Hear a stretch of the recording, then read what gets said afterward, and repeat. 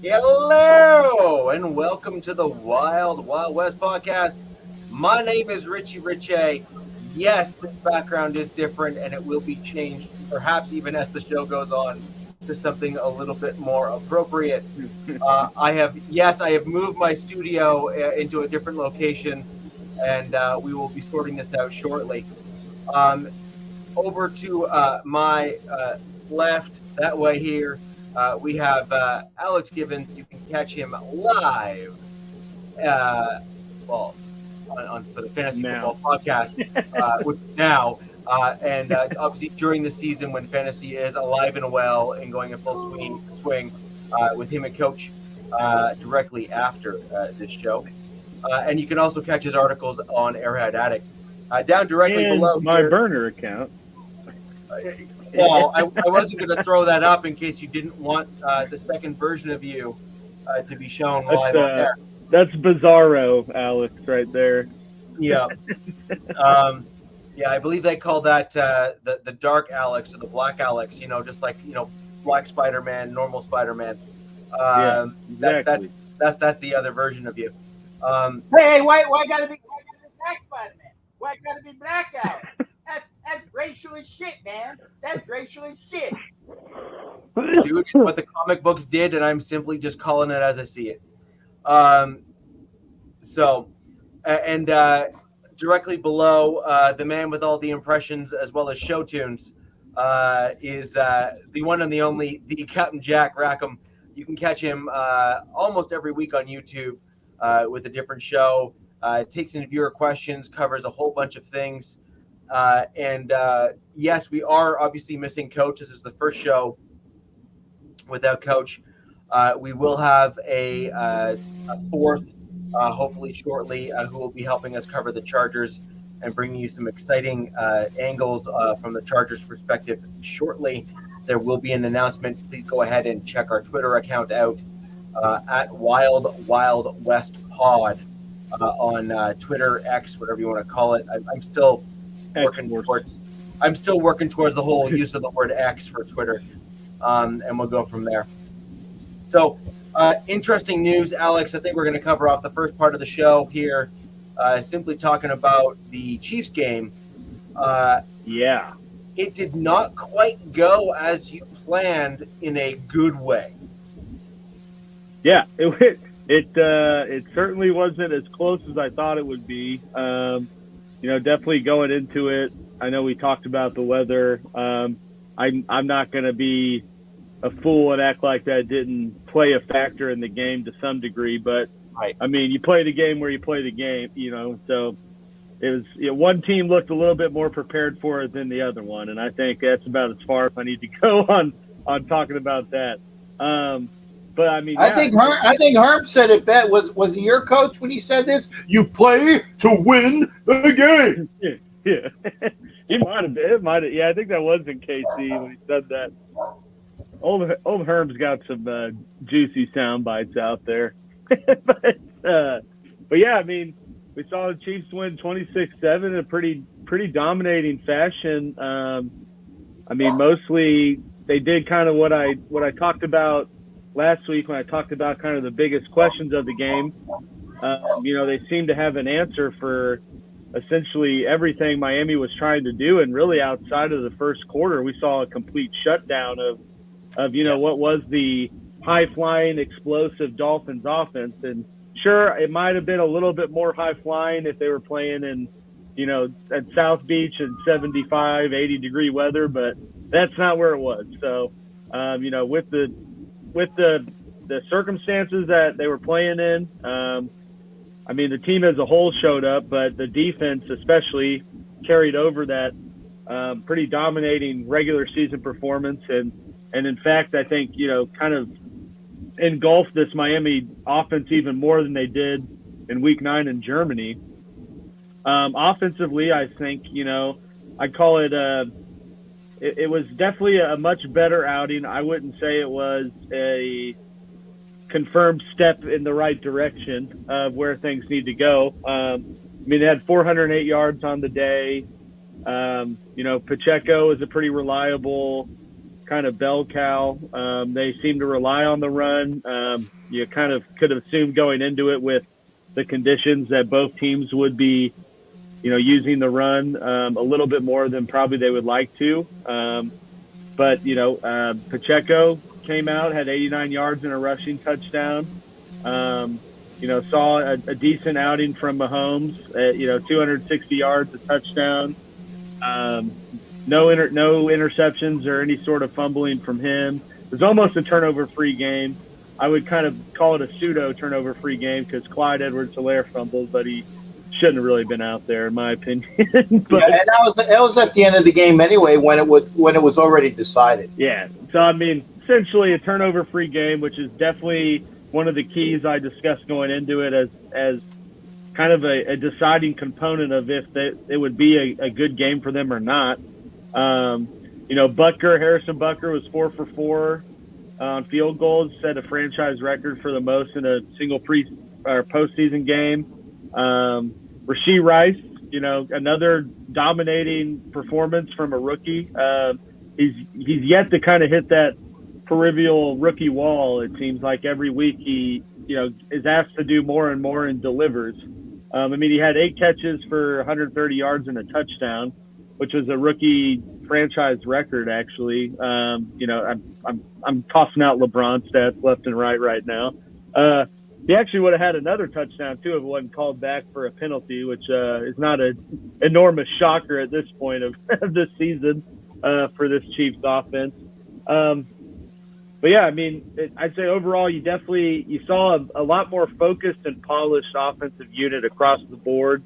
They seemed to eliminate a lot of the mistakes that kind of riddled them down, throughout the year. And especially when you get into the playoffs where it's put up or shut up and every team is a quote unquote, good team, like that's the kind of football you need to be playing. So, I think in that regard, it was a step in the right direction. That being said, though, we still saw them being, what were they, like, I think 0 for 4 or 2 out of 6 in the red zone. So, obviously with Butker hitting 4 for 4 field goals, that's, a good thing, but at the same time, you would like to see more points putting on the board in the form of a touchdown when you get down in the red zone, rather than ceding to field goals. With that being said, though, with how this defense is played and how they looked in the first, in this wild card round, I think that's a pretty successful recipe that this Chiefs team can rely on, which is something I've kind of harped on throughout the season, especially at our lowest points, in that, the offense just needs to not get in the defense's way. And not put them in tough situations by turning the ball over, not going 3 and out without gaining any yards and taking a minute off the clock. We saw the exact opposite of all of that stuff in this game. So, from that regard, a pretty solid showing from the offense. Would have liked to see a little bit more, out of Kelsey and maybe just a little bit more explosiveness. But at the same time, it's tough to ask for that when it hasn't really been there all year. And, you're playing in what was a negative 27-degree wind chill, which I believe was the 4th coldest game in NFL history. So certainly not the conditions to warrant a lot of explosion happening. But yeah, offensively, great game. Didn't seem to have any rust as well, which I know that's something that we talked about, Richie, last show, with him resting a lot of starters in week 18. Yeah. There wasn't any sort of lapse. I kind of expected maybe the beginning of the game might be a little slow and sluggish due to that, but it was pretty much all firing. And that you could, and the one thing is that you could tell they were way more comfortable and confident in what they were doing. I know you texted me about that Pacheco play that actually they kind of brought back, and that was a play they tried to run earlier in the year and fumbled.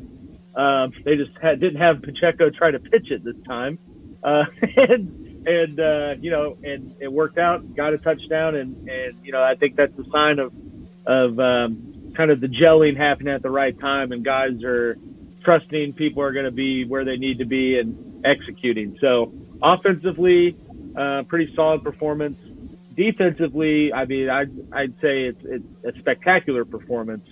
I mean, only give up 7 points, and that was really in the first quarter on a long Tyreek touchdown that, McDuffie just kind of lost the ball in the air, which will happen. But, I mean, other than that, you saw him give up 76 rush yards on the day to what was one of the best, if not the best, rushing attack in the NFL in a game where running is going to be heavily focused on. You saw him get 2 sacks, which is another key point I discussed last week, and they have to get after Tua. And we also saw an interception. L'Jarius Sneed. I mean, the only thing I can say about his performance is you got to pay the man. Now, after this, he has just been unbelievably dominant this whole year. The fact that he wasn't an All-Pro is, it's a little disheartening. But go look at the stats. I mean, he is very much a travel corner, and he has shut down pretty much every wide receiver one he has gone against. And some of that may be as time gone on, he got the respected teams to not really try to test him. But I'm sure everyone saw the somewhat viral jam he had of Tyreek where he just put him on the ground and totally took him out of the play. I mean, the minute I saw that, I was like, yeah, that guy gets whatever money he wants. I'm sorry. It's either going to be in KC or it's going to be a lot somewhere else. But, not only that, he allowed just 2 receptions for 20 yards on 8 targets throughout the whole game. So, where was he drafted? What spot? It was late. I mean, he was out of Louisiana Tech, so he wasn't like a blue chip type. I think it was 4th, 5th round. And that's been a pretty key part of KC's success is they've been able to not maybe immediately hit on their later picks, but they can certainly develop them into key contributors. Before Snead, it was like Charvarius Ward, pretty similar. He got a big contract out in San Francisco, but I think they were in the same class or are pretty close to it. But yeah, I mean, so outside all those stats, you saw Miami was scoreless on 10 of 11 drives. So basically, like I said, shut them down after that Tyreek touchdown. They didn't have the ball for the whole third quarter, and they only converted 1 of 12 third down situations. So literally a pretty stifling and dominant performance from KC's defense. And also, like I said, they forced Tua to throw the ball outside, which, I think the narrative in Miami after this game has been, is Tua even the guy moving forward? I think to some degree they made it to where Tua had to win with his arm outside of what he's comfortable doing, and he showed he can't do that. But yeah, I mean, like I said, just overall, a great wild card win. Would like to have been at home for the whole playoffs, but hey, they survived and advanced, and are set up for what's probably going to be a little bit better and more competitive game in Buffalo. But as far as this, like I said, they seemingly had an answer for every question I had going into the game. Like talked about knowing Fangio was going to be blitzing heavy, especially with the edge rushers they had hurt, and Mahomes and the whole offensive line. Seemingly was able to. There was several times in that game where Mahomes, you could hear him calling out a guy that was going to be blitzing, and then they gashed him for 10+ yards. So certainly had a answer for all that. Like I said, they responded to Miami's rushing attack in a huge way, and forced Tua to have to win the game with his arm and throwing outside the numbers. So all in all, pretty solid wild card showing from KC. I'm not gonna lie. Alex, this is no shot. You and I were literally texting live during the game. And I was at a bar, believe it or not, with my whole family, and we were watching the game live, and I made multiple comments. My kids do on occasion watch the show, and I said I gotta text Alex, and they said, "Oh, good, say hi." And I didn't obviously pass that along because that was kind of weird.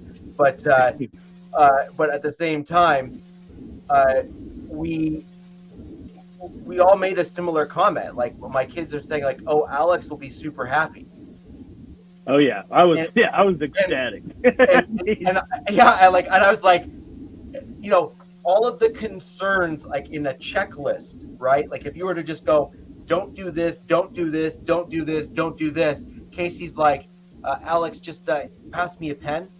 Yeah, And they're we're like, good. yeah. And Literally. you have to be really happy with that as a KC fan. I guess getting back to Snead, because there wasn't a ton that you can really knock in that game. I mean, it was one of the coldest games in NFL history. Yeah. Not the coldest, but certainly one of the coldest. Yeah. And so you can't play the way you normally would because it's just different conditions. Okay. So I guess the question here is getting back to Snead. You got a dude who's legit, right? Like, I mean, he is that staple of that team that you would want to keep around. Is this a problem that you guys have waited this long to try to sign him, or were you just not able to before now? I think it was more of a let's see. I mean, Veach has been a GM that very much likes to let the contract year play out. One, because that's the saying goes, the contract year's undefeated and getting the most out of someone. But I mean, like I said, I think you got to pay him, and I think this, it especially depending on where this postseason run goes. I mean, if they make it back to the Super Bowl and/or win it, big part of that's going to be the play of Snead. So, and I mean, he's been a big part of their success all year. So, I mean, undoubtedly, I think you have to pay him. The unfortunate thing is, I think that the decision comes down to bringing, Snead or Chris Jones back, and I think looking at the two, at this stage, especially with the other young guys. Don't say I think you got to I think you got to re-sign Snead, and unless someone takes a team-friendly deal, you got to move on in some other spots. Just because. But with that being said, they also have Trent McDuffie who's playing exceptionally well too, and maybe they feel more confident in paying Chris Jones a little bit for 2 more years and letting McDuffie take over the Snead role and find someone younger to also plug in there. I mean, I don't know, but I think with how that game went and how this season's gone, especially defensively, I mean, you gotta make it almost priority one to re-sign him and keep him in the doors.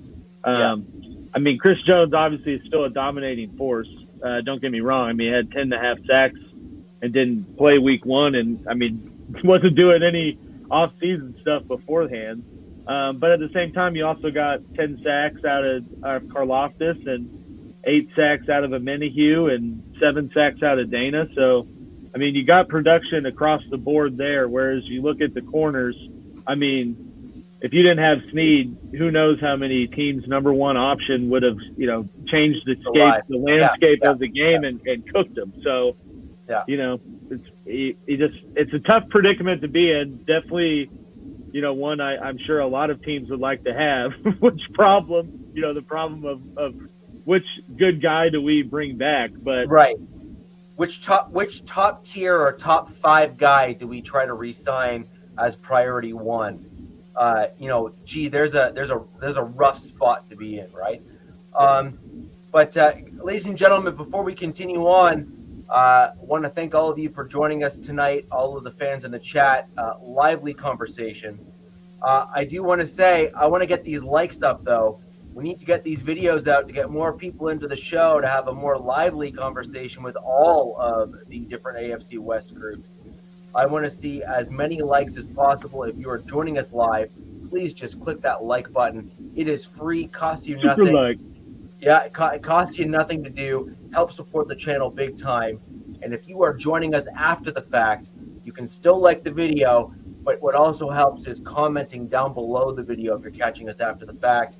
Ask us questions, all that good stuff. It really does truly help all of our channels succeed and allow us to reach a broader audience. We can get more people just like you in here to have lively conversations every Wednesday night.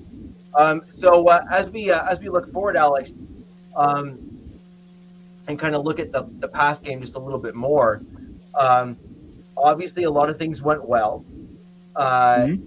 and you saw improvements on certain elements. Just on your past comment, though, I really do. I mean, this is this comes as no surprise to you. I mean, we've done this for enough times and length enough length. I actually think that Chris Jones is your most critical player. Yeah. Uh, I don't care. Like in my opinion, your defensive line makes Snead look better, Yeah. right? No. And so like if you're saying, Rich, I can choose one, I'm saying, all right. So here's your juxtapose. You have maybe two guys or one guy in the league that are better than Chris Jones at this point, and he's got a long way to fall before he's not even worthy of 20 million a year or 15 million a year, right? Based Yeah. on NFL averages, right? Like that's fair, right? Fair comment. No. No. No. Absolutely. Yep. Okay. So you got that bar set here. Now, you've had quite a bit of success drafting cornerbacks that have been plug and play guys that have churned into that spot for you, as well as your number one pick in McDuffie. So I guess the question is Snead really that number one guy, or I'm basically trying to give you an opportunity to change your mind. Yeah. So, Well, so I mean, go. it's honestly a 50-50 toss-up. Like I said, it's a hell of a predicament to be in because there's several questions with both players. I mean, Chris Jones obviously gets his own success. He has turned himself into the perennial pass rusher that he is. But like you said, you have to assess, well, is Snead's, is his numbers and performance due to the fact that our opposing QBs have, less than 2 seconds to even digest the coverage and get rid of the ball? And same when I talked about the other production they got in terms of sacks from players. You have to think, well, did Karlaftis get 10 sacks because the offensive line was more focused on chipping and helping Chris Jones and not giving up pressure to Jones, which thus opens the door for other people. So, I mean, both could be. There's a lot of what ifs with both routes you take, but I don't think that either one is the incorrect one. Because I mean, if you can find some replaced production in terms of pressure, moving on from a Jones, then arguably you still have somewhat of the same quote unquote, pass rush abilities that you did have. And then, ideally the same shutdown corner. But then it's like, also, like I said, could they pay Chris Jones and just let McDuffie slide over and be the travel guy and get the same success that they saw this year? I mean, you just don't know.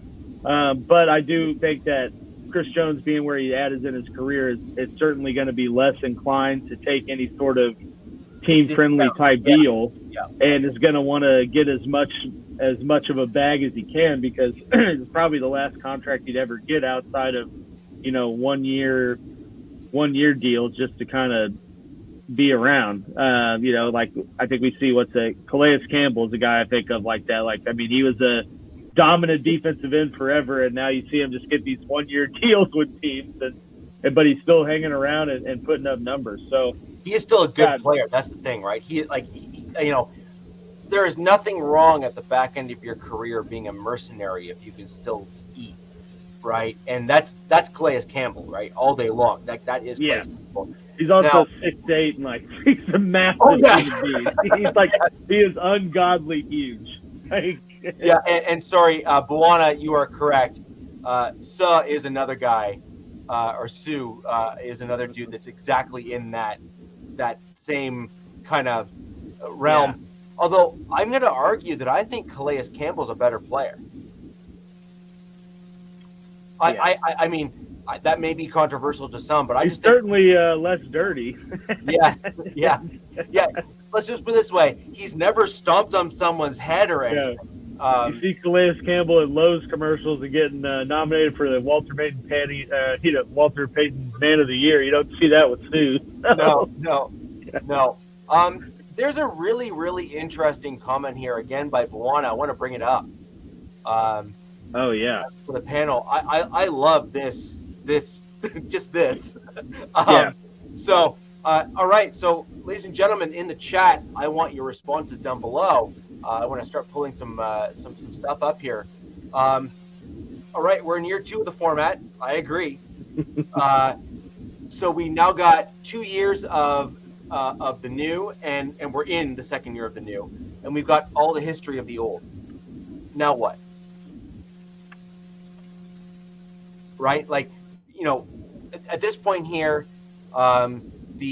my team was almost as good as your team, and we should have made the playoffs. That was the argument for the current format, right? You know, it was like, you know, 2 teams with the same record should both be in, and blah, blah, blah, blah, blah, and this, that, and the third. Fine. Okay, cool. That's what we got now. So are you finding this format more exciting? Are you enjoying this extra kind of playoff block? Or would you rather the NFL move back to kind of that do or die mentality that we saw from previous years, 3 years and prior?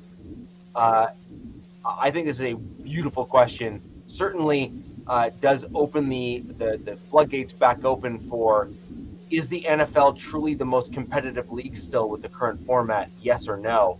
I'll throw it over to both of you gentlemen. Captain, maybe start with you. What are your thoughts? Well, I think that having only the 1 seed earn a spot, actually, you have to wait until next week to see if that is advantageous or not. Because it used to be that, you would have the 2 teams that would out, and then they would, see if that 1 week off is hurtful to them or not. I mean, hell, Dallas got their ass whooped, and they were a number 2 seed. Yeah. So that's what I was going to talk about, And right. it was the extra team that beat them. I teed you up, brother. That's it. And that's it. The team that made it, that was the out, it makes it exciting for them. I think that I like the fact that there's only 1 team that's going to have the advantage, and it not necessarily will be an advantage for them. Okay? Because we'll see if Baltimore maybe shits the bed, farts or whatever next week when they have the team that they want to play. I don't think it's gonna affect Kansas City, or sorry, a Freudian slip there, San Francisco, because it's the same icky red.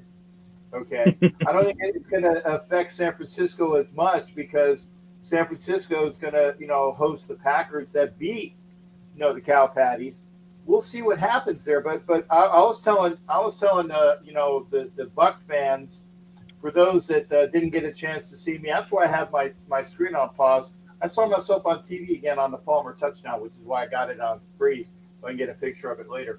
I was telling the Buck fans, I said, hey, live it up, because you're going to Detroit and very likely coming back, and that's your last game. I said, but on the off chance that you don't and you move on, you're either going to go out to California to get your ass whooped, or you're going to host the team that beat the number 2 seed and the number 1 seed on successive weeks, and it's going to take a Florida vacation before they go to Vegas. I actually, that's the way it is. And I like the fact, like I said, that the Packers came in and whooped that ass.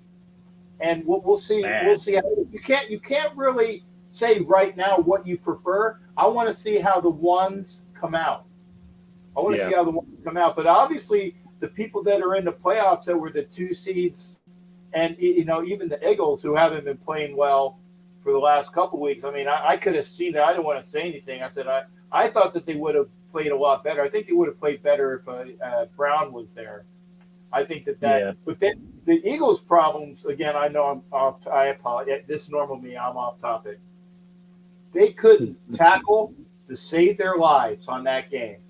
Lombardi was rolling in his grave. What do I see? A bunch of grab. No tackling out there. And that's what it was. Arm tackle, break. And that was why the Bucs played the way that they did. But so again, Captain, I like the format. I like the format, Rich. Captain, my comment on that one, and we saw that in Denver actually earlier in the year, and to our defensive coordinator's credit, he basically just lit a fire under the team and said, you want that to happen again? You look like fools. And was, and he really did a great, look, we got just to steal a great term from a great former Bronco player, Mark Schlereth, we got mollywopped out there by the Dolphins. Like it was just an absolute we got taken out behind the barn and shot a few times. You know what I mean? And to the defense's credit, and to Vance Joseph's credit, and to Sean Payton's credit, they all made the requisite changes to the secondary. We got Mathis out. We put McMillan in. We made changes. Like we actually did things to change out personnel. Now, at the same time, we also lit a fire under the defense to say, do you want to be embarrassed and be known as that team? Or do you want to be known as the team that didn't do well but came back and finished strong? And that's a coach. Like, that's a true coach. As much as Broncos fans never like to give Vance Joseph credit, you have to give him credit for the turnaround that he was able to have with our defense, generally speaking. Now, looking at the Eagles, or Eagles, as you said, they had the opposite problem. They started out very strong as a team. And what that tells me is their coach didn't maintain that level of urgency within the locker room for that team. Yes, guys, your poop doesn't stink. It smells like roses. Wait, was that a fart or was that a bouquet? Like, you got to stop the nonsense. At some point, you have to just call a duck, and you have to say, look, you suck. You're not tackling right, and you have to look at yourself in the mirror, and you got to light a fire under those players, because you got to basically say, do you honestly think that we want you back if you're not going to put a good product on the field next year? Do you honestly think that I'm not going to come out and slam the secondary, including you, for not tackling guys when you should? Like, and that has to be called out to these professionals. They cannot be going out there with impunity. They can't just think that they can do whatever they want, however they want. Their results matter. Other teams will watch that film, and their take on those players will be permanently and forever altered based on the tape that they've now seen, because they know that those players do not have self-motivation. They know that they are only motivated by coaching, and that matters. Right? Yeah. Like that is like Alex, you and I both come from at least you were college, and I was on the national side here in Canada on the rugby front, not necessarily football, but it's still an absolute violent sport on all accounts. And so, when you look at that stuff, as your coach looking at you, if you're not the dude that they don't have to say anything to, then you're part of the problem. Mm-hmm. Right? Yeah. It's completely fair, right?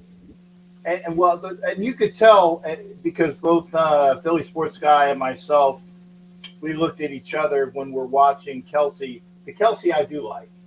Yeah. Oh, yeah. The Kelsey who I do like, we knew Monday night that was his last game. He didn't announce it until yesterday. But we knew Monday night, the way he walked off that field, the body language and the look in his eyes. I'm sure they probably showed it on NFL Network and the close-ups on ESPN. But we saw it personally, and tell you, when you watch it personally and you don't have the abject view of what a TV camera shows you, because you lose a lot in the resolution. You see it right in front of you. And yes, granted, it was farther away, but he walked right by us. And that expression on his face, we saw it. We looked at each other. He said, "He's done. That's it. Yeah, He's that's done. it. That's it." And that's the way it was. So it was unfortunate, and it was good that, hey, the Raiders might not have made the playoffs this year, but I certainly did. Yeah, that's right. There you go. And Captain, that's exactly what I'm referring to, though. Kelsey was never the problem. No, he wasn't. He Okay? wasn't. The dude left the game as perhaps Still a the first number team one. All Pro. He was the number one center in the league, and I don't even know that anyone's arguing with that. Well, see, my point on him retiring was I wanted to bring it I back. will add that he said on his own show he hasn't announced anything yet, but I think by how he talked about it, it's pretty obvious. Well, see, and here's the thing, and I was bringing it back to what you were saying about how the Eagles were 10-1, and then they lose like 6 of their whatever they lost Right. was like 5, Right. whatever, because he saw the airplane going down, and he's saying, I signed up for this year because I thought we were going back to the show, and that we would make amends, and we would beat whoever the AFC threw at us. And then it was loss. And he said, and I signed up for this? No. Yeah. And I can see what's going on in the locker room. And again, I like Sirianni he's a very egotistical, ballsy effer. But you know what? That only grates on you for so long until you can lose the team being that same ballsy effort. And I think he might have lost the team that way. Well, you also end up in a position when you start coaching in that regard or that way, in that style, where you become a bit of what I refer to as a fig jam, where I know what fig jam is. Yeah, just for the benefit of the audience, it's I'm good. Just ask me, and I'll let you figure out what the F stands for. Felonious, fallacious. Yeah, exactly. Yeah. And so the problem is that when you got a guy that's like that, and you have someone who's, looks in himself in the mirror and says, "Hey, how you doing?" You end up with problems, and that's all fine and good when everything is 10-1. Yeah. Right. It's funny and cool when you're winning. It's annoying as hell when you lose. Yeah, exactly. Exactly. And so you end up in this spot, you end up in this conundrum where, when you're winning, it's great. When you're not, it's not. And I think they were in a position where it was not, and it's not. And now what? And so someone who's at the back end of their career, Alex, I think we even spoke about this last show, which is what's going to give a veteran guy the drive to move to a team that they might take a vet deal or a discount or anything of that nature. Well, Kelsey came back for the discount, and it's not really a discount per se, but the discount, of potentially putting his body through hell. Yeah. To get back to another Super Bowl, knowing that he had the team that was good enough to get there.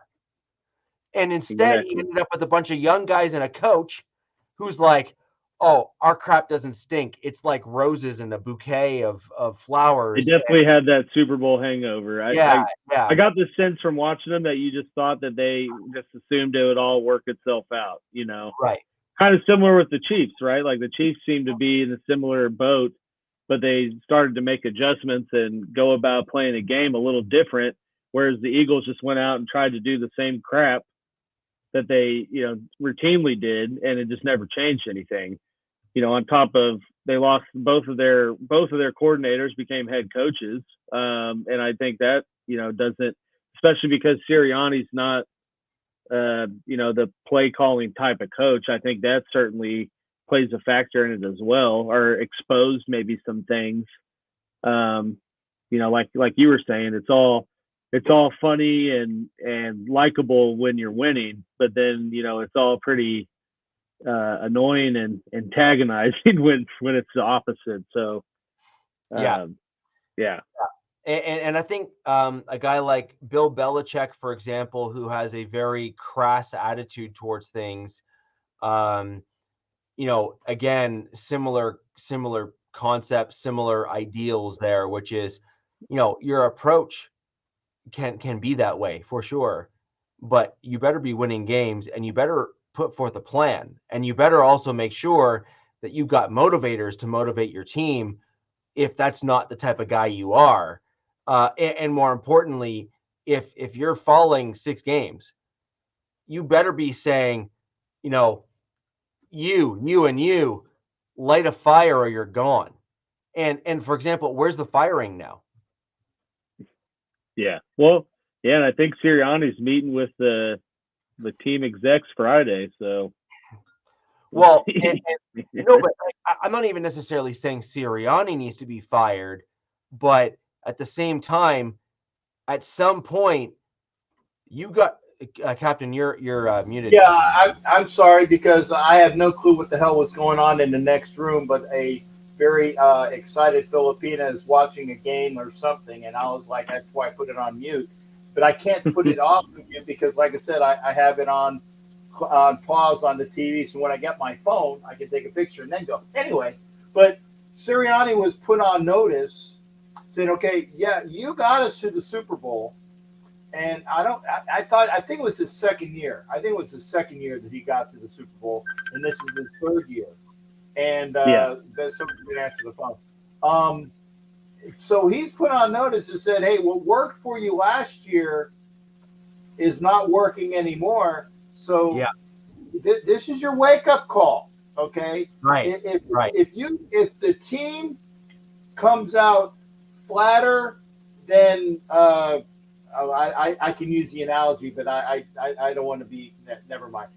If it comes out that flat next year, don't be surprised if whoever they do, because they'll probably make some new hires in Philly in the off season with somebody in mind that if he screws up, guess what? That person that they hire is going to be the interim head coach to get things back on track. I can see it coming.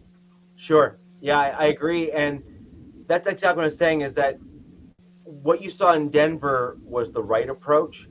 Obviously, Denver's season didn't end up exactly where we wanted, but we went from a 5-win team to an 8-win team. And yet we started 1-5.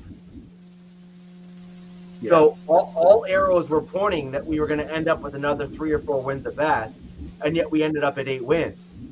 You only get that way by having competent coaching that identifies problems and takes a subpar roster and outperforms with it.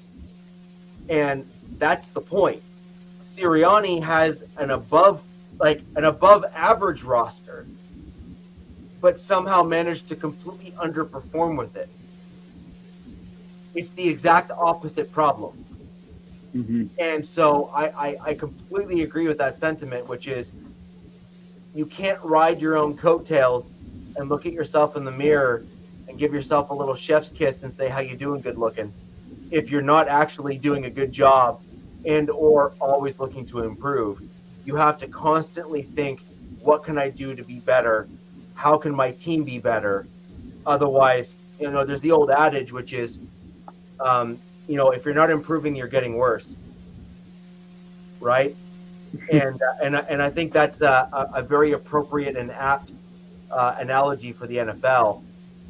This league is always going forward. They are always getting better. They are always improving.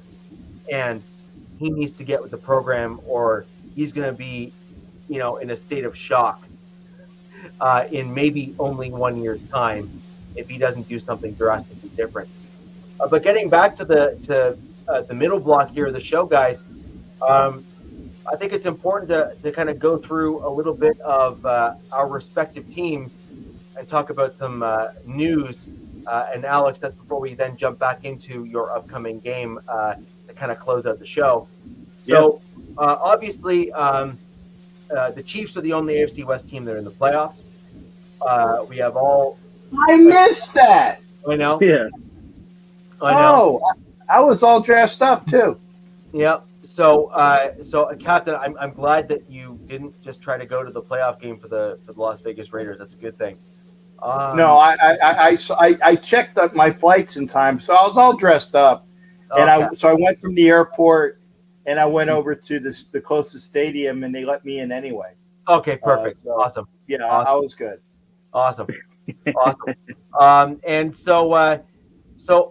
as the rest of us look ahead to inevitable changes that, if we're going to be blunt and honest with ourselves, need to take place, for the Chargers and the Raiders, Captain, um, we're in a early stage of limbo as it comes down to coaching.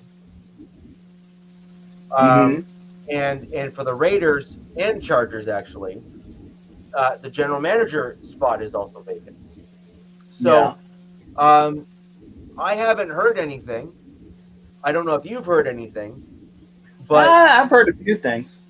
but I actually personally believe that the Raiders would be in a very poor position if they did not hire Champ Kelly.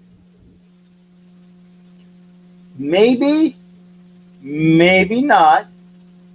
I now the latest that I heard today was that for those that are waiting, Kelly and Pierce appear to be coming back into the fold. What the curveball is that there are some that are saying that the Raiders want Dobbs to be the GM with Kelly as the assistant GM as he was last year. And Dobbs has a very I can't remember what the actual adjective I want to use. He's very proficient at picking talent. So his evaluations are top notch, and they want to add him to the fold, but they don't want to lose Kelly in doing that. So again, this is the latest that I'm hearing, is that the Raiders have already done their due. Yeah, you said doo. Anyway, their due with the Rooney Rule, which I don't want to say like I said, Al Davis had minorities before they were even thought of there being a rule about it because the Steelers screwed up. But they've done their searches, they've done their interviews with respective candidates that are minorities. They've had what is it, Frazier from the late of the Vikings, and I can't remember what team he was with recently, but he went from the Vikings to another team. He came in as a coaching candidate, and there was another candidate that came in who was a minority. So you are required two outside minority candidates, and the key word being outside, because they used to bring people in on their own staff and say, well, hey, we did it, and like, you got to go outside. So they have two outside minority candidates for coaches. And what's the word I'm looking for is that they did not entertain any interviews with names. None of the names that are out there came into Las Vegas. None of them. Belichick was seen with Mark Davis the other day, and I got that from a good source. And I'm like, oh my God, please don't tell me that. But Harbaugh, well, if you told me that, you didn't tell me that because I didn't hear it from you. I heard it from somebody else. I know. I didn't. Harbaugh, No, I put a thumbs up with my stamp of approval. Yeah, Harbaugh never came because he was going to L.A. and then there was word that I think it was like one of the East Coast teams wanted to entertain him, but he was never on the radar. He was interviewed by the Falcons. Yeah. Okay, there you go. And Chargers. And Belichick was actually seen on the yacht for the Falcons owner. And there was no interviews with Pete Carroll, who actually has a Super Bowl, should have two. Yeah. And what is it? The late of the Titans, the ex Vrabel.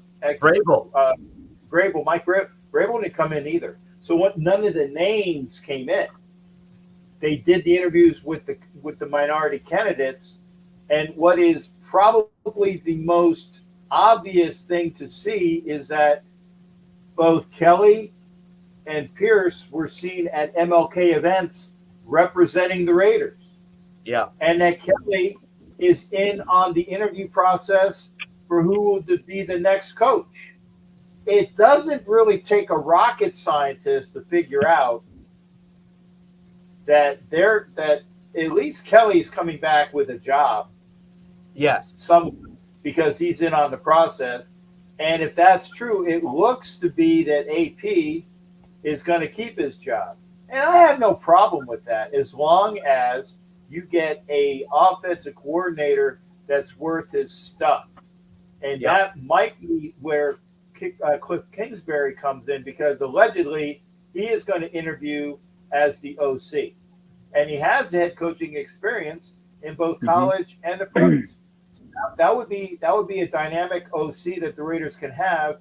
And I think that would be something that could work for the Raiders next year if all of those widgets come into place. And actually, if Dobbs comes in as the GM, that's even a bonus, because having both Dobbs and Kelly, who are both very adept at evaluation of talent, yes, there's going to be a little bit of yin and yang of who wants who and who thinks who's better. But I'd rather have two guys that can evaluate talent and fight amongst themselves than have two guys that don't know what the F they're talking about and then fighting amongst themselves. So I'm good. I'm good with a bunch of different things if it happens that way. So, Captain, I have a couple concerns with your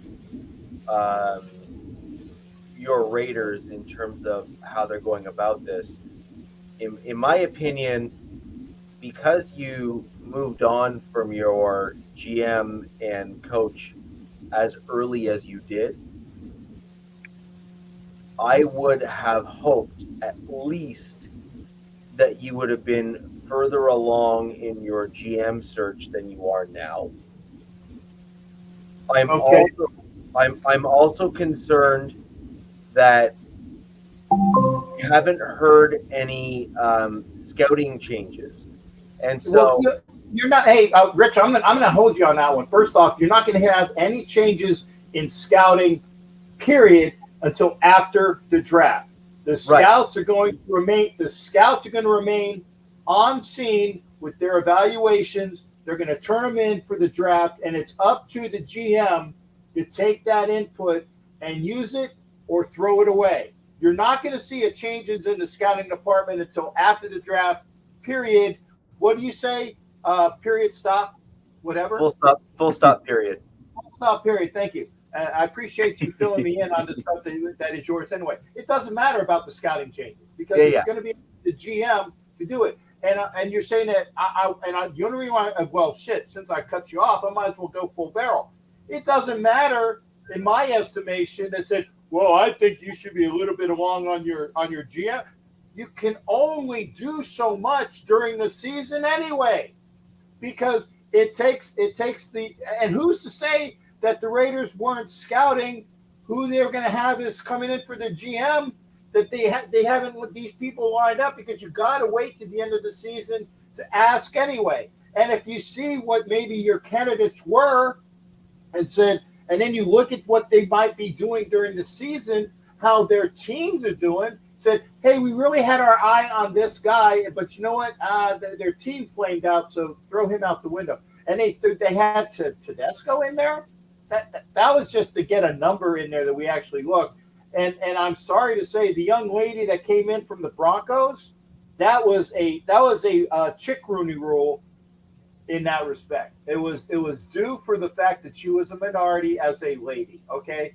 But I don't want you to say, I think that you kind of screwed up your search for. No, Rich, one thing I've learned as a Raider fan for 50 years is all of the people that think they know what's going on or have an idea as to what's going on have no freaking clue what reality is inside Raiders headquarters. Granted, it's gotten a little bit more viewable because it was opaque as foxtrot when Al was in charge.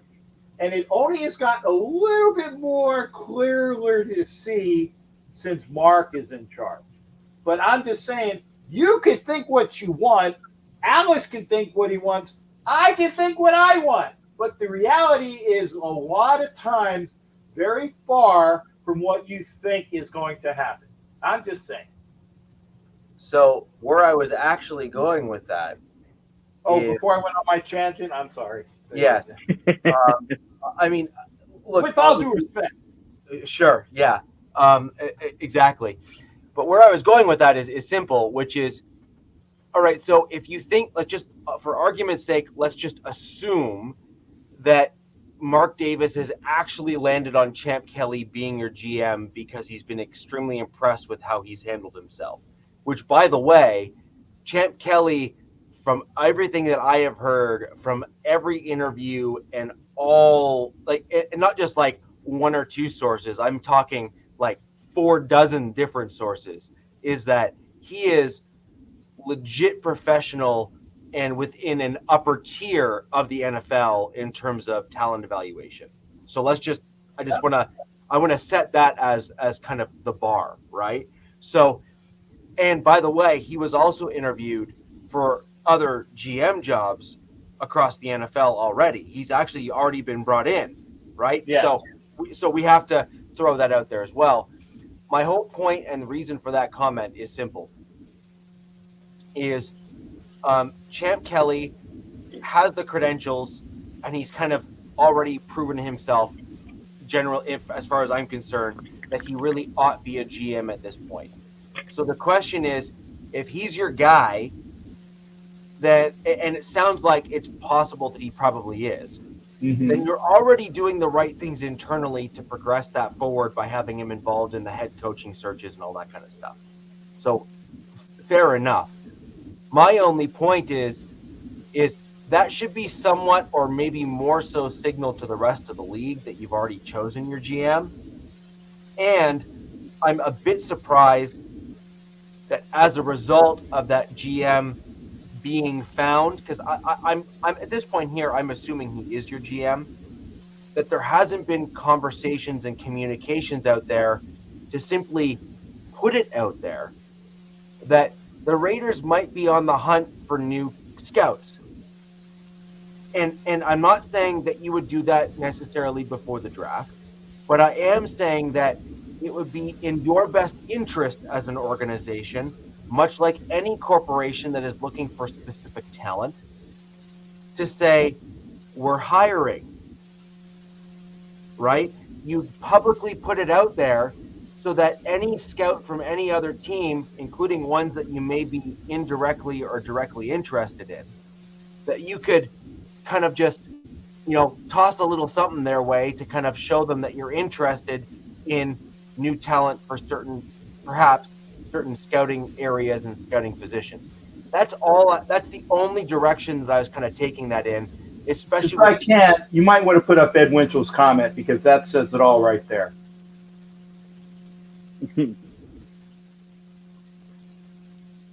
So for folks that have been with the organization, and I don't count myself as being a part of the organization, but I am a 52-year member of a very serious, know what the fuck I'm talking about within the organization. And apologies for dropping the bomb, but it had to be said.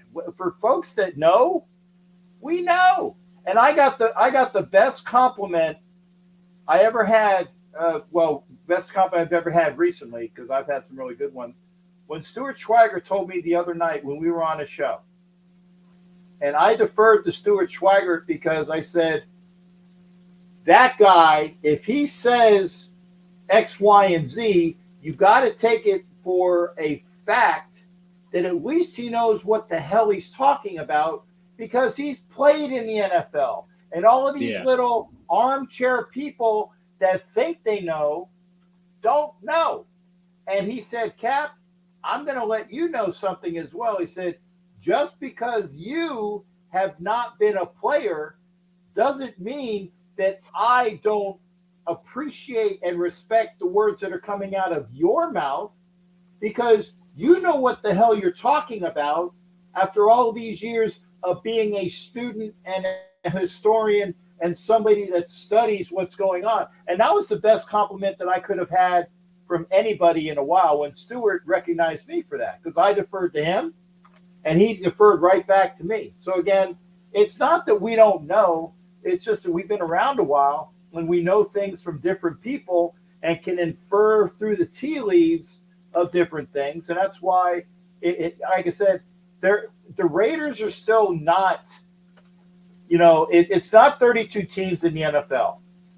It's still 31 teams in the Raiders. It's not as bad as it used to be, but it still kind of is that way. The Raiders are off on their own tangent, good, bad, or indifferent. Fair enough. I actually like the way the Raiders are going about their search, and the way that they're doing it is they want to do the GM first, as my understanding, and then like the head coach. And I think that's great. I actually love that approach. I love that approach. You're doing the hierarchical structure properly. I think that's an appropriate thing, and that's they should be commended for that. However, and they didn't do it. They didn't do it the last several times. No, they didn't do it the last several times. It was ass backwards. So I actually love that approach. I think that shows maturity from Mark Davis in terms of following more traditional NFL norms that are tried, true, and typically work. So good on him. Credit where credit's due. However, my point being is, when you have your guy and you have your guy, why play cloak and dagger? Why not just, yes, we've got our guy and we're good, is my point, right? And that's I agree with that. And until I heard today about what might be the monkey in the wrench, is hiring Dobbs to the organization as well. Because I was thinking the same thing. It's like, because it's been put out through various channels that it's Pearson Kelly. And the only thing that's really holding it up is, and I just heard it today, was the Raiders want Dobbs in as well. Okay. And that's what is kind of making things go slow. And Biggs just mentioned a fact, and thank you for that on being on Twitter, Shipmate, is that Richard Seymour, talk about Cheatriots stink, is a part of the process somewhere. He's in Mark Davis's ear, much like he who shall not be named because it makes me throw up, but war number 12 was pick number 199, is also in Mark Davis's ear. Where these guys and how they've gotten into Mark Davis's ear at all, I have no clue. And this is the things like where you're a Raiders fan, you like, what the are you talking about, and how did this guy gain entrance? We don't know. Like I said, Brady, and again, I'll wash my mouth out for saying his name. He is in that in Mark Davis's ear, and he has been for a couple since he retired. He's been the fly in the ointment per se, because there was talk of him coming back and being the quarterback, and then no, he's going to be part owner, or no, he's not going to. But he's still there doing lip service. Richard Seymour, I saw the very last game when he came out into the tunnel, and I'll keep my comments about other things to myself, literally, because I don't want to be put any more black marks on myself within the organization. He came out of the tunnel, came back into the tunnel, and we're like, Richard Seymour? Really? Because the Raiders that were there, that are the ones that you see like every week, are the true Raiders. Jim Otto, Fred Biletnikoff, Jim Plunkett, Ted Hendricks, Woodson. These guys, when they come into the state, even Jay Schrader, who's a friend of mine, they're Raiders. I know Schrader played. Yeah, I get it. But these are guys that are recognized as Raiders. And this is the very first time I've ever seen Richard Seymour into the alumni circle. And now it's come out that maybe he's part of the process of senior leadership. And that's, I'll say like it is, that's troubling at this stage of the process. It's troubling. And that's all it is. So I guess the natural question there from a Raiders perspective is, you saw the fumbling and obviously, I think this is basically the end for McDaniels. I think he'll only ever be an offensive coordinator on a go-forward basis. On a good Yeah. day. On a good day. Yeah. Yeah. And so, like, I think his head coaching shine is now permanently gone. Unless you've been in a coma for 25 years and don't pick up the internet, then you might be able to talk yourself into a job. And so I guess the whole point here is, after the last little bit there with Mark Davis and what he has done, is this a culmination of what I would call concerning moves, or is this what you see as Davis recognizing he made a mistake with what he did with McDaniels and wanting to try to find someone who is capable of winning and perhaps helping him? Yes, exactly. I do say that.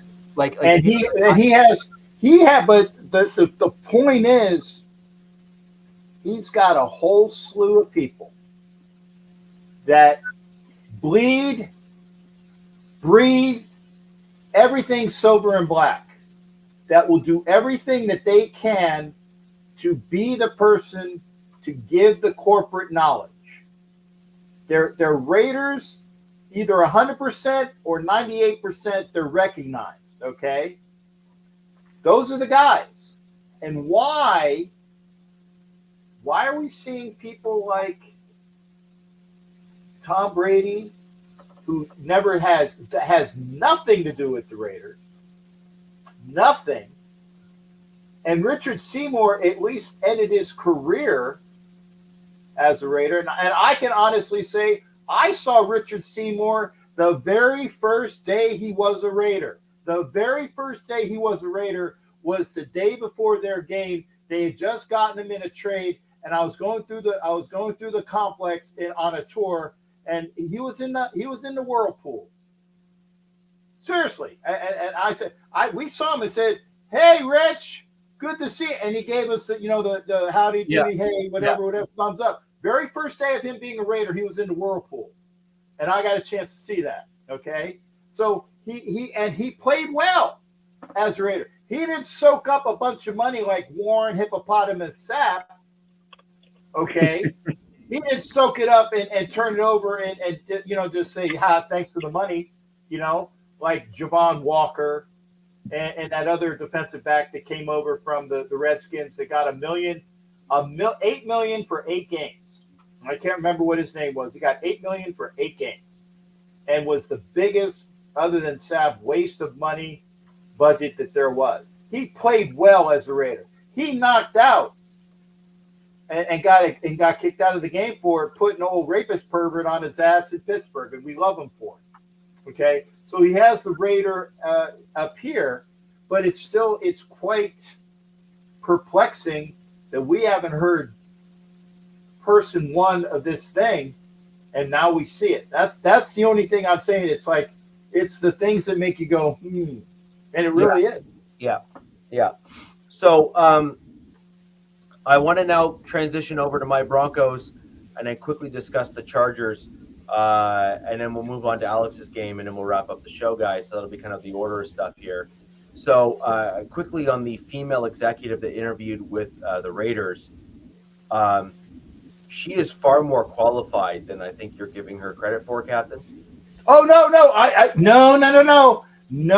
I did not say. He said, "Don't you put that on me, Ricky Bobby." Oh, exactly. Oh, no! The lady is quite qualified. She's quite qualified, but Yes. I don't think, without her, despite her qualifications, I don't think when you put her in line with all the other people that she's been up against, she's not qualified enough.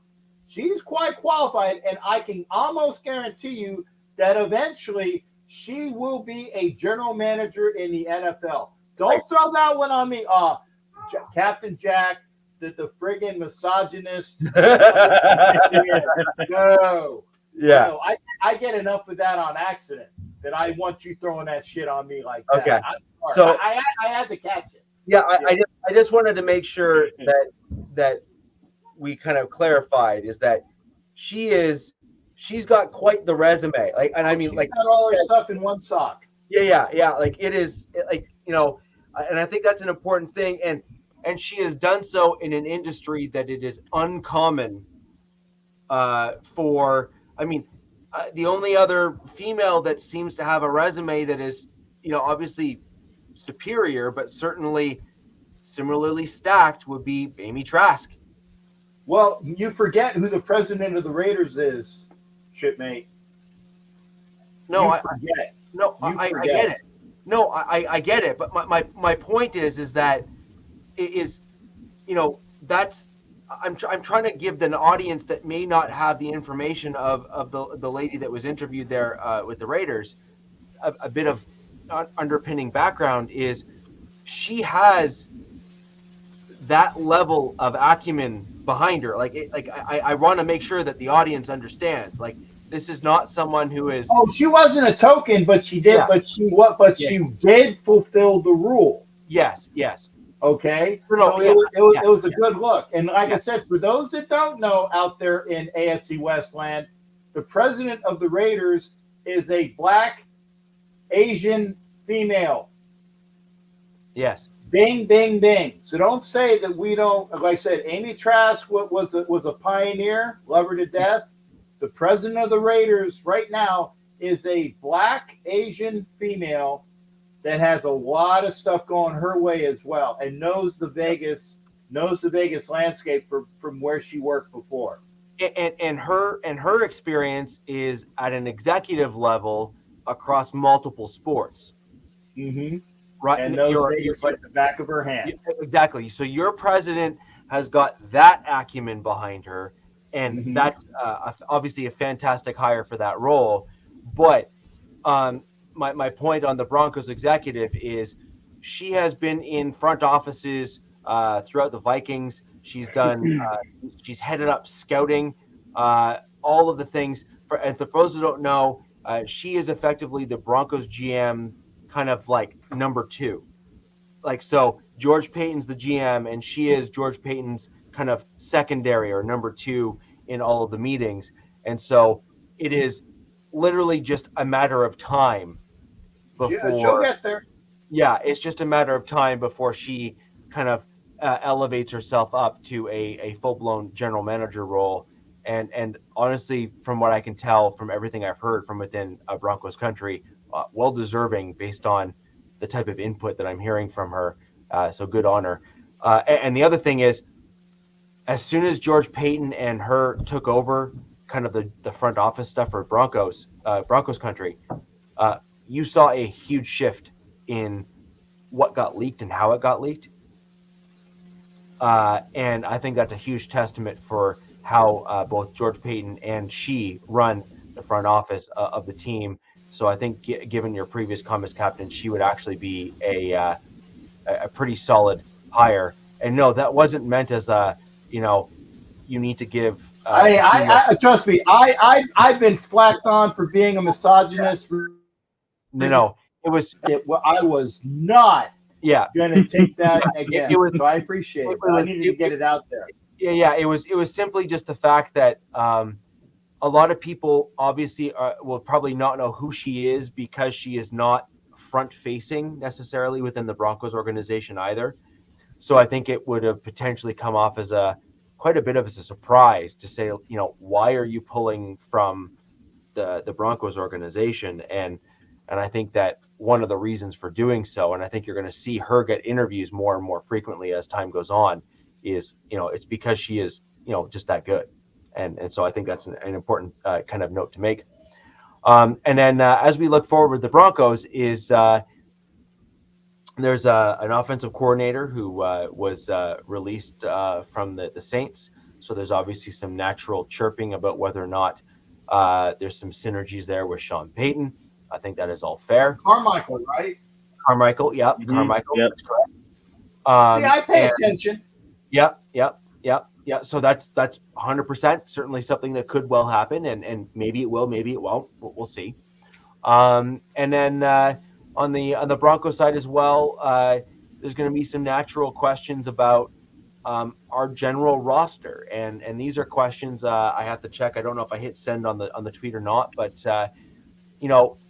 it is a fair comment, and this is certainly my stance, which is the Broncos have not had a winning record since 2015.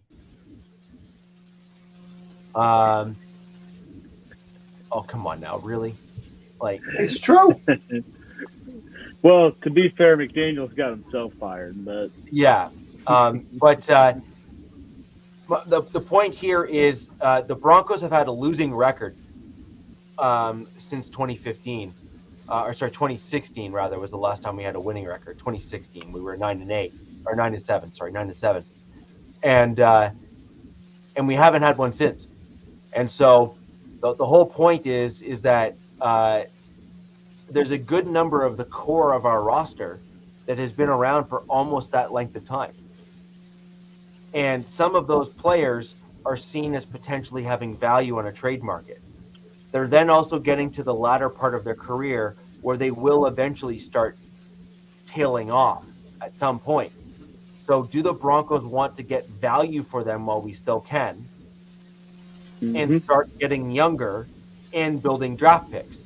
That is a valid, fair question to make. And it is certainly one that Alex and Captain, I am sure that you already know my answer on, because I've said so out loud. My answer is yes, all of them. Because at this point here, I don't believe you have anything to lose. You need to go through a culture shift. You need to go through a mental mind change. And at some point, there is some validity to some of those old sayings. Can you, in fact, teach an old dog new tricks? And in the current environment, I don't believe the answer is yes. I think their only hope is to move them out, where they are then forced to be the new person again, where they need to relearn a new culture, and maybe then they will then shift their mental mindset. And honestly, I hope they all do.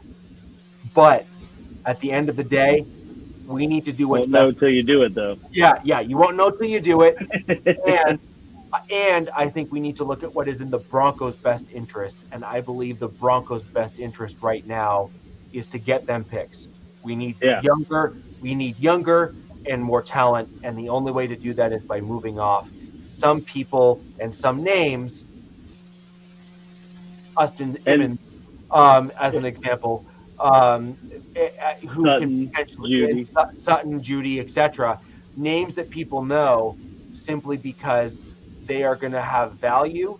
And if you're going to be honest, overall, not individually statistically, but overall have not contributed to the Denver Broncos winning. Yeah. I think that is the only approach that they should take that would get to sustained success. I mean, you look at the other teams that actually committed to a full-blown rebuild. I mean, Miami. I'm sure there's more, but Miami. The Texans. The Texans traded away their perennial franchise guy. Granted, he had a little bit more baggage than some would want, but he was still in the prime of his career. Yeah. And got rid of D-Hop, got rid of J.J. Watt in that core, and then, you look at them now, they're like an up-and-rising team. So I think for Denver's, I think the approach you're talking about is the one you have to take when you look at the draft capital you gave up to bring in not only Russ, but Sean Payton. So, I mean, you have to, say, hey, okay, we're going to give you a blank canvas. You do what you want with this, but you better get us to the top. But, I mean, that's going to be the only way to turn it around in the right way without further cap strapping yourself.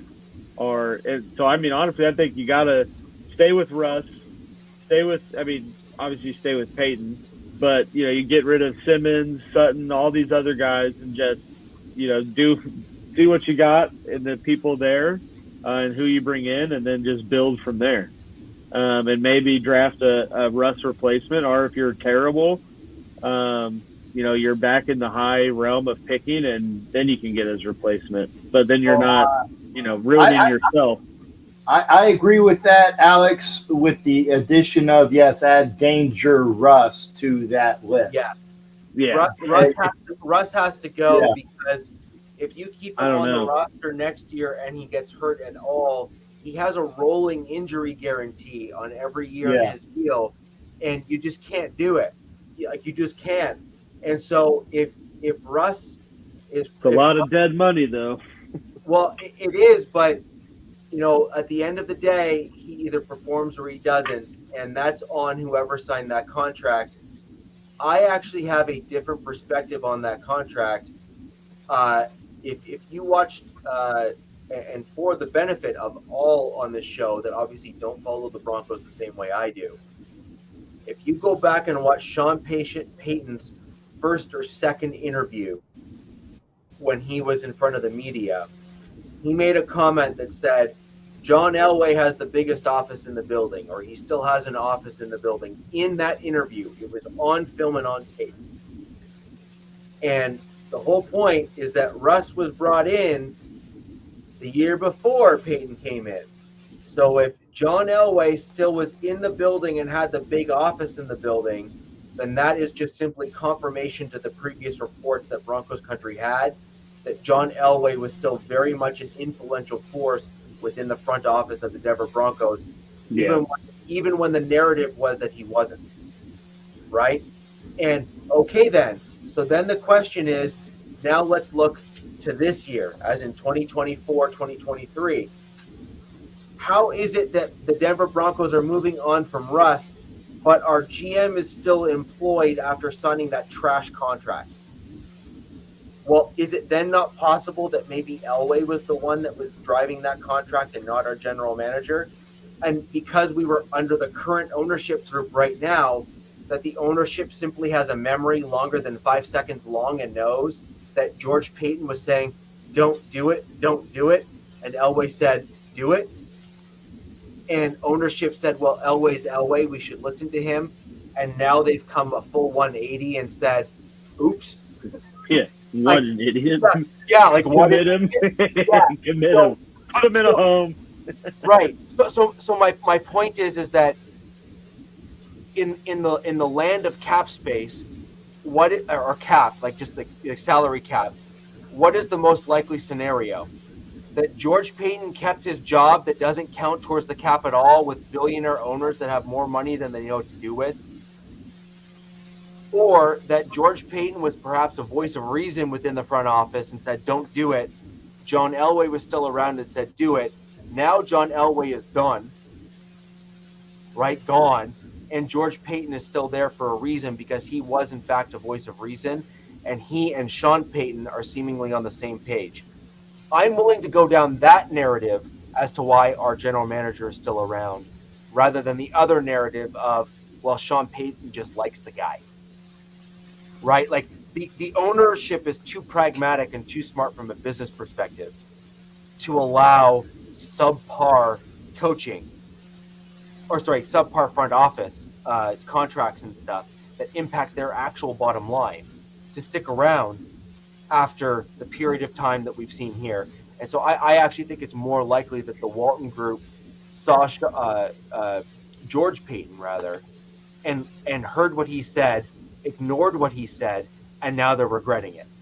And that's why he's in fact still there. To me, that makes the most sense. If I'm a business guy, that's why he's still here, because he was obviously right. You know what I mean? Like, that just to me makes the most sense in all of it. And fair enough. So I believe what's going to happen here is we're going to move on from Russell Wilson. I also think it's in the Broncos' best interest to move on from all of those players you just said. Mm-hmm. And perhaps even more, I think Josie Jewell won't be around. I think Lloyd Cushenberry will be let to walk. I think Lloyd Cushenberry is going to garner a large contract by a center-needy team in the offseason as probably the top offseason offensive center on the free agent market after his play this year. And I think that that's going to probably net out the Broncos a compensatory pick of like the third or fourth round. All of these things I kind of see playing out this next year coming up with the Broncos. And I believe that we are going to aggressively try to rebuild through the draft, which is the right approach. That just is the right approach. And so, yes. So that's kind of where I see the Broncos going. We're going to go right down this rabbit hole coming up in the next shows as the offseason really kicks into high gear. We'll start breaking down each of our rosters in terms of, where we see improvements being needed and projections and all that kind of stuff. And so, Ed, to answer your question, that To be determined. that all depends. Are we going to trade a bunch of guys to get the picks, or are we going to keep our guys, which I think is a mistake?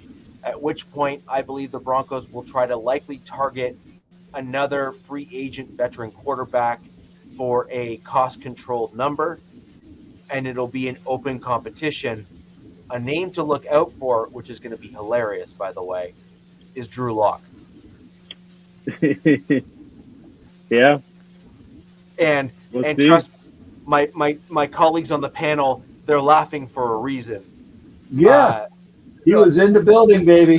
Because he was already in the building. We already had him. We traded him. Traded him for us.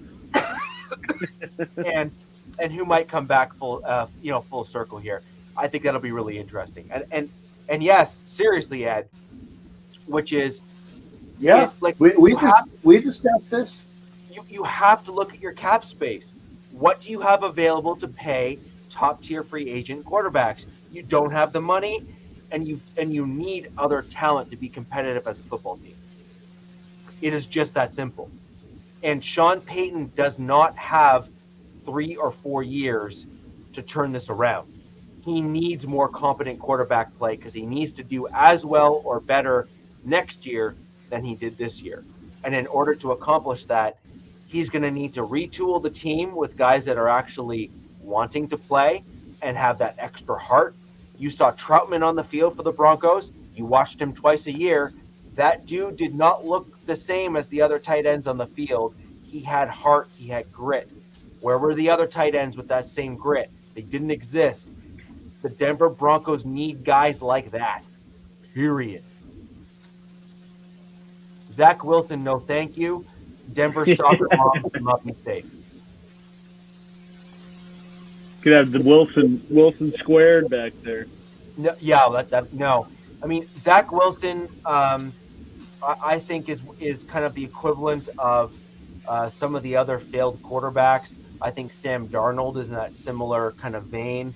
I think you have these groups of quarterbacks that have been ruined by poor teams, and simply that's it. I think that the Broncos are in this reset mode next year, but because of their circumstances, they need to reset without tanking. And it's this fine balance that Sean Payton's going to have to get himself in. That's where I see things going next year for my Denver Broncos. Hey, I actually like that idea of coming in with Zach Wilson because this way you don't have to change the uniform number. NFL properties will be there. You already got a Wilson there that's in the Broncos colors. You will save a shit ton of money just on, and starting for the Broncos, let's ride Wilson. You don't have to say his first name. Just say Wilson, you're good. You can literally every week you'd be like, Wilson starting, and you'd be right. Captain, exactly. Captain, there's a problem though. A problem is something I said. A huge problem. So there's a huge problem. Zach Wilson is about 4 inches taller than Russell Wilson. None of the uniforms will fit. Well, they can add on like a layer like this. They can just sew it on. Oh, okay. They can sew it on, man. Okay. Yeah. Well, and do you know what? I mean, I guess on the flip side, Alex, if my Broncos do in fact keep Russell Wilson, he could just wear heels and they could both look the same. Yeah, there you go. Yeah. So we're so get a little lifts and it's cool. Yeah, he can reach out to Tom Cruise and figure out where he gets his heels from. That's the camera angle. For those guys, they'll just shoot it lower. No, Tom Cruise, and I know it's a small joke. He is small. Yes, he is. I've seen him. He lives in Clearwater, or he's got a house. Well, I haven't seen him in Clearwater because you can't get close to him in Clearwater with all the security they got for the Scientologists. I saw him in London at a Rainforest Cafe. And he looked like a freaking He looked like a midget. Yeah. He looked like a midget. Well, It's Captain, we've actually met in person, and so yes, we have met in person, Yeah. and you're still bigger than me. yeah, I am. So the thing is just the size differential. I think between me and Tom Cruise would be hilarious. Well, yeah, because I would dwarf him like you dwarfed me. It would be like a running hill, man. For the Russian dolls. Yeah, Yeah. exactly, exactly. So, anyways, interestingly enough, that's kind of where I'm at with the Broncos. I think it's some interesting stuff ahead. I truly think we're going to see major news as soon as the offseason kicks off with the Broncos. And Captain, I think that the Raiders are in some similar interesting ebbs and flows as the offseason approaches. The only thing I think that's of note and important to mention right now, the only thing we've really heard from the Chargers is all of the Chargers fans that I know want Jim Harbaugh. All three of them? No, there's a fourth now that Harbaugh might come in. Oh, okay. And so I think it's Harbaugh or bust. yeah. So that's not including coach. So that would be like 5. yeah. So I really do think that they truly want Harbaugh as their coach. I can't really blame them. He's got an absolute just pretty rock solid record in terms of what he's done. So, good on them. And I'm not going to lie. I think that's actually rather concerning for the rest of our division because it gives you Andy Reid, potentially Jim Harbaugh, and Sean Payton, who are all proven coaches in the NFL level. Yeah. To Who've all been to a Super Bowl. Yeah, exactly. And so that really does stack the division in terms of quality coaching. And the other thing that it does is they all have long-term relationships.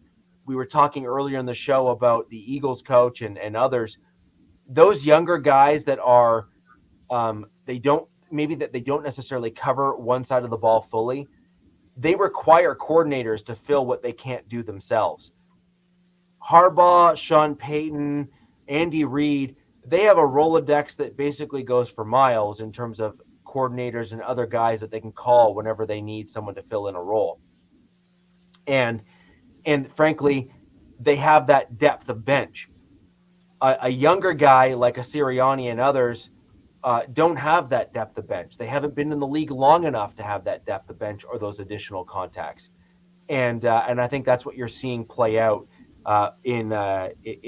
certainly with the Chiefs.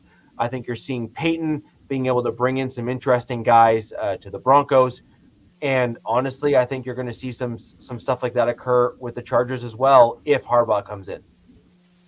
Yeah, well, I think it'll be rather funny when if Pierce is named the Raiders coach, and let me see, he's beaten Sean Payton, he's beaten Andy Reid.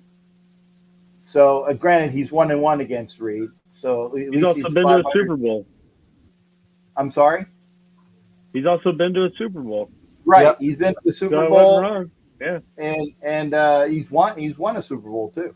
Yeah. So all of these star power coaches, and yeah, it would be star power coaches, but when all is said and done, it's the people that play for you and how they play for you. And you can throw every superpower there is out there, but it's what the team. That's why the team wins, and not necessarily the person that's on the marquee. Yeah, no, I just think what it does is it brings a different dynamic to the division. Certainly one that hasn't been here in quite some time within the AFC West. The AFC West has had like onesies and twosies in terms of star power and bolster rosters. It's been quite some time where we have had this strength consolidated within the division in terms of competency, right? Like you have to, as much as you want to say it's all about the players and all this kind of stuff. It's just been coaching stuff. I mean, it's evident by two of them looking for a coach right now. Yeah, I mean, exactly. Both. I mean, hell, the Chargers are the Super Bowl champ. The start of week day one of the next season. By the time we hit the next calendar year for this season, they're going to start saying the Chargers are going to win the Super Bowl. I mean, can't deny that their roster's stacked. The Raiders obviously have a great young roster and some. I mean, Devontae Adams is still one of the best wide receivers in the league. Like, every team has a solid roster. It's just been finding the person to get them to play, to the full potential. And I think in Vegas, you saw Antonio Pierce was able to do that. I mean, almost night and day different turnaround. To some degree, you saw Peyton do that. I mean, at least taking a team that was essentially the laughing stock of the league last year and getting 8 wins out of them without really making any major changes other than approach and scheme. But then, the Chargers, you just continue to see them regress despite having guys in the top 5 ranks of their position group across the league. And so I think that's been the problem with our division being as competitive as we thought it would be. I think when we started the show, or when I got on the show, that was the hype, right? Was the AFC West is going to be the gauntlet because Devontae's in Vegas and Russ is in Denver. And I think that still could be there. It's just a matter of these. I think Denver's got their guy. It's just figuring out what to get him, what he needs. Yeah. I think the Raiders have their guy too. It's just getting him the supporting cast that he would need. And don't be surprised if Devontae is gone there, brother. I'm just saying. I think if you can, I think this is the time to do it. I mean, exactly. Especially if you're, I guess my only reservation with that would be if they're going to QB early, you might want him as a nice, security blanket to let your guy develop. But maybe, but it depends on the value you can get for him too. Yeah, and if I may interject, it's like the games that Devontae Adams was just the dynamic power with the 6, 7, 8 catches and over 100 and things like that. I think the 4 games that he had over 100 yards in receiving and had 6 or 7 catches, of those 4 games, the Raiders won one of them. The games that he was either blanked 1 or 2, the Raiders won all of those games because they fed other people. And it's just a matter of, again, the one thing I will say about the Cheatriot way that I agree with is you get rid of a guy a year early rather than a year late. Yep. That works.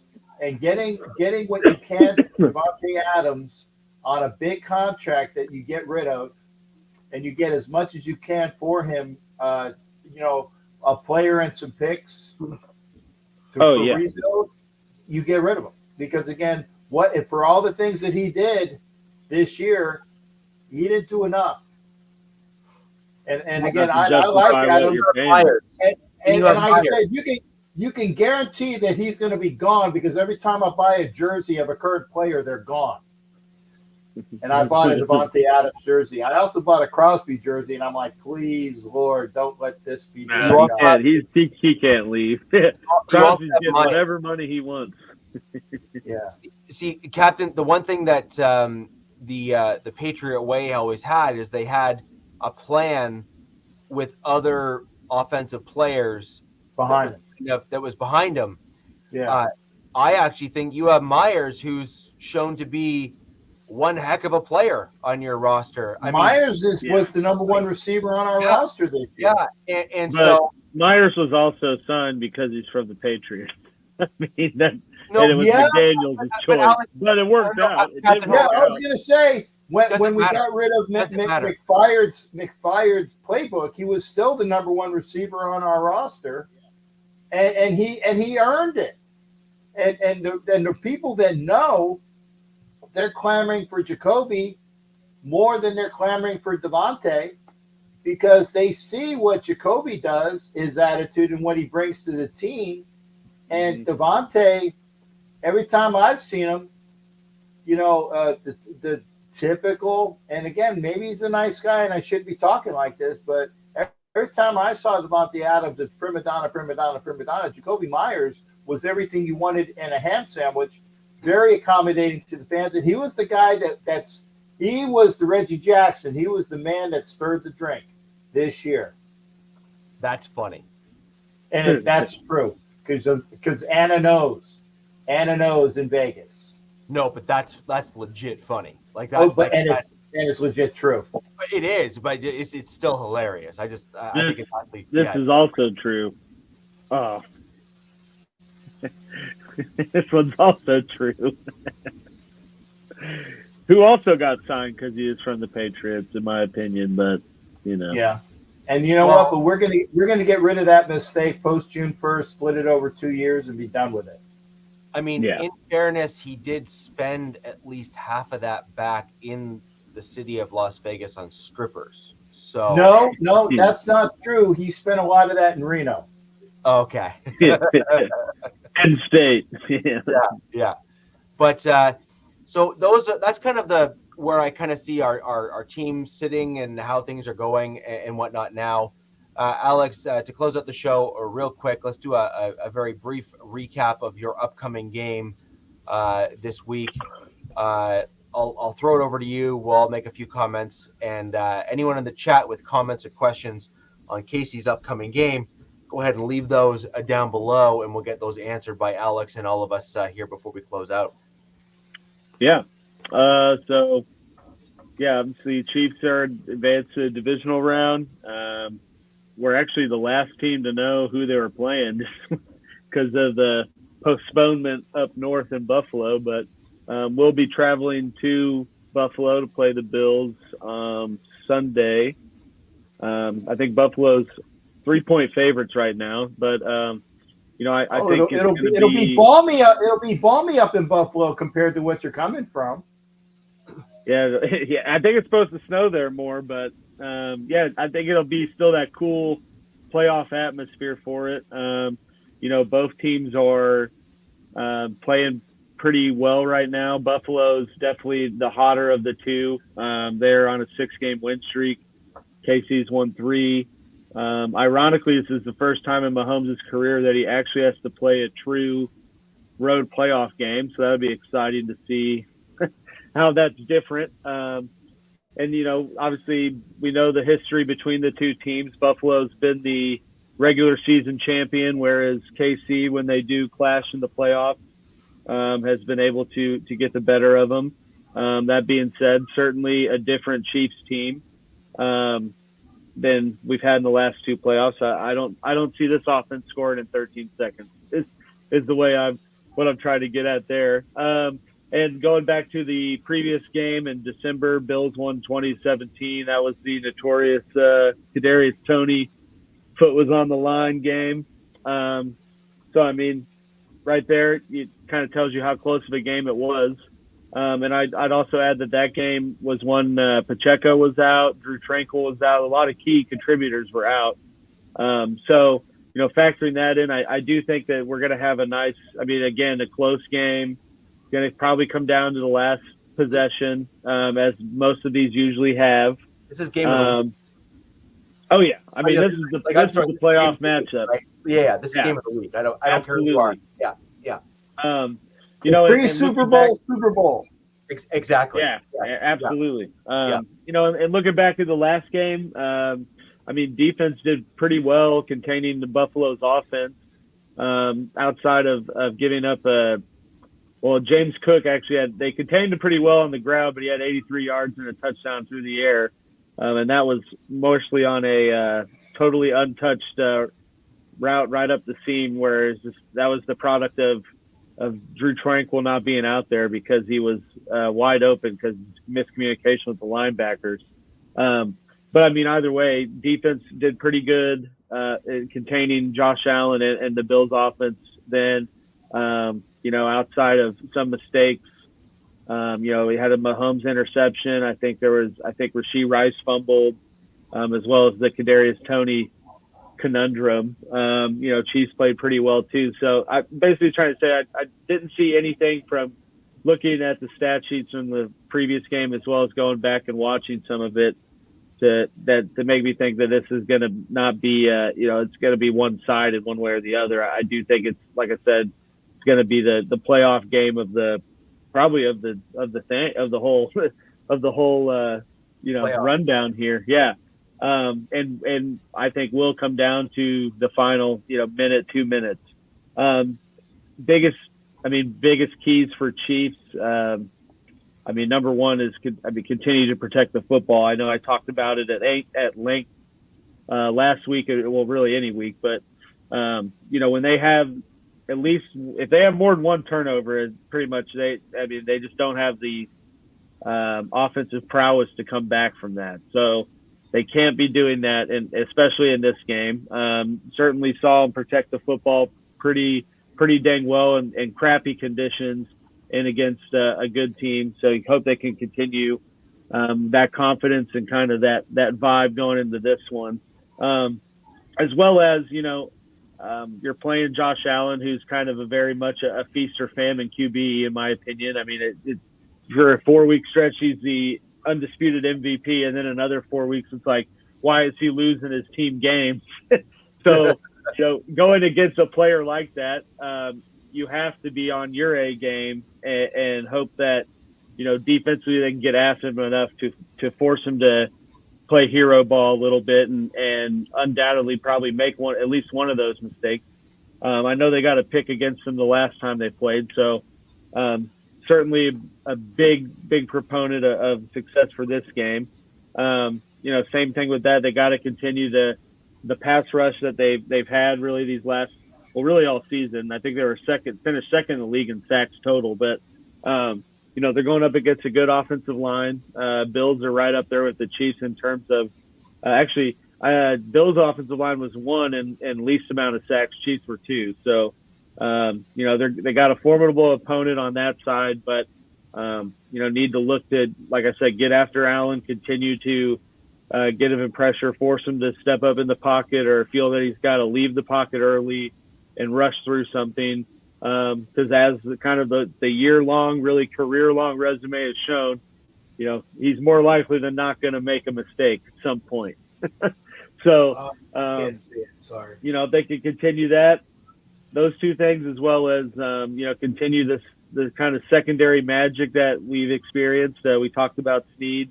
But just, as a whole, they've been pretty successful across the board defensively, but especially through the air.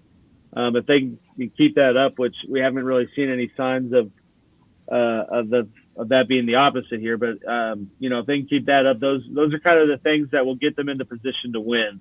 And really, it's going to come down, I think, to a field goal or the last possession, and that's where Money Harrison Butker, the franchise record holder, will come in to put one through the uprights. And my final prediction is Chiefs 24, Bills 21. So let me look at what. I would much rather they draft a guy like absolutely Rome. If they can somehow figure out how to get him, I'd be all for that. But they're going to have, I think, a good amount of cap space. Looking forward with that. But I think that you've shown, if you can get the right guy, they can fit into this offense. Rashee Rice was a 2nd-round pick, but that was the guy that, Mahomes threw routes to during the drafting process and told the front office, hey, that's the guy I want. And we saw them get pretty good success out of him. And that was someone that in a pretty wide receiver heavy class that they didn't have to spend a 1st-round pick on. So I'm more for, finding younger talent. Scott Norwood. Yeah, he was until he wasn't. But yeah, I'm all for finding, younger talent rather than paying a bunch of money to someone that, could hit a total regression at some point. But, at the same time, still focus on this season. But I do think that we will see a serious overhaul in the wide receiver room, just with how this season's gone. MVS, that guy, I think he earned $14 million this year, and to catch 13 balls and drop 25. So don't throw it to stone hands. Yeah.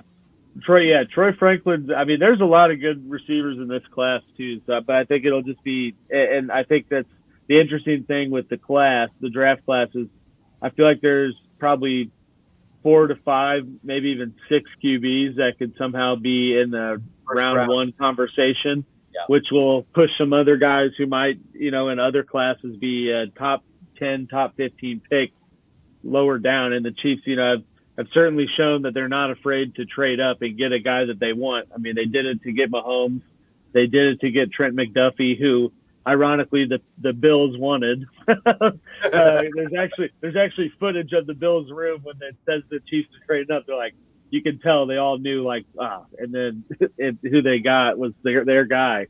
But yeah, I mean, there's a lot of good receivers, and I do think we see the Chiefs, like I said, overhaul their room. I think the only person that's returning that is a wide receiver now is that's guaranteed is Rashee Rice, which is saying a lot considering there's 8 other guys there.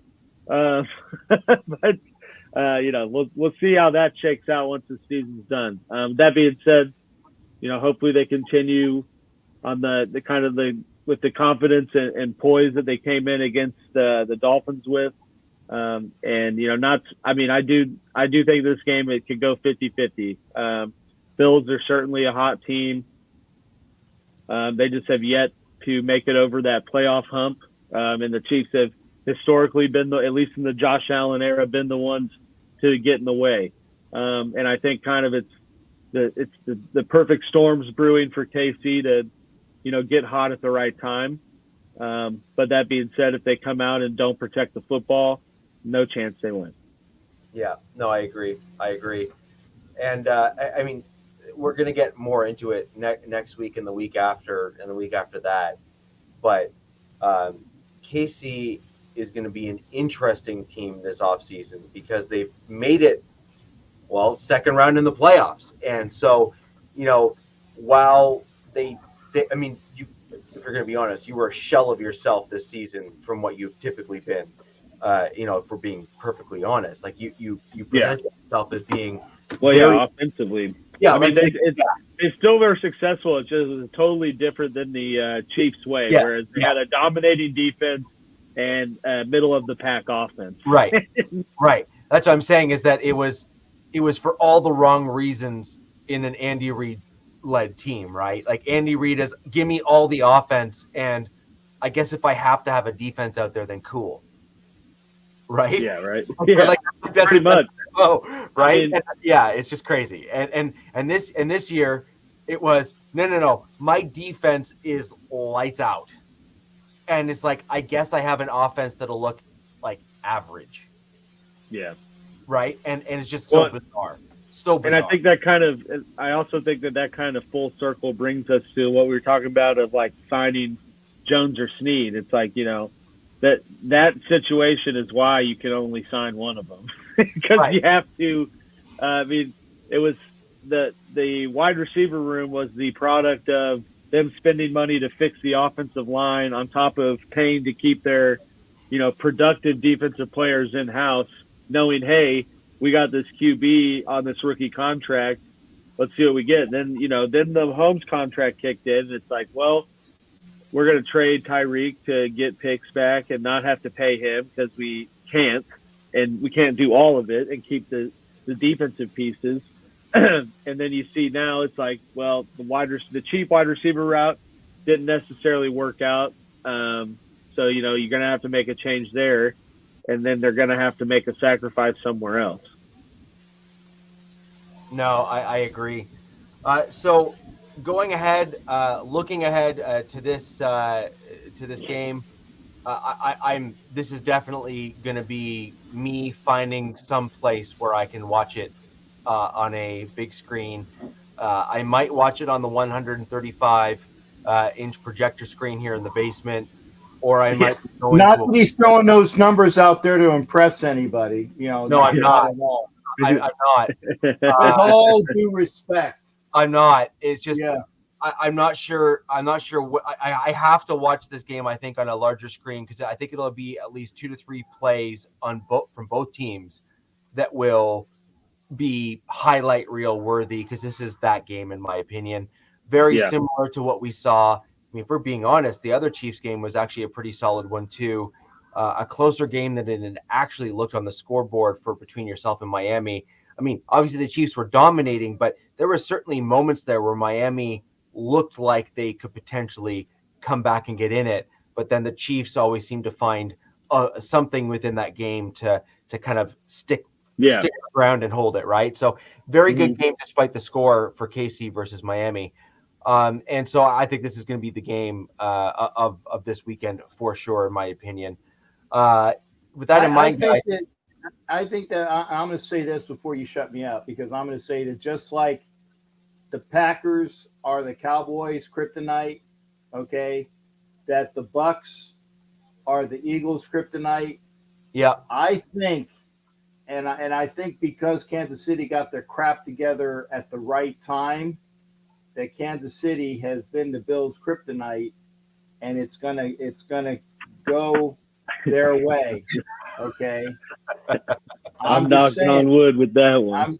I'm just saying, it's like now. Granted, obviously, I'm rooting against my shipmate here. Well, yeah, I can't stand it, friggin' team.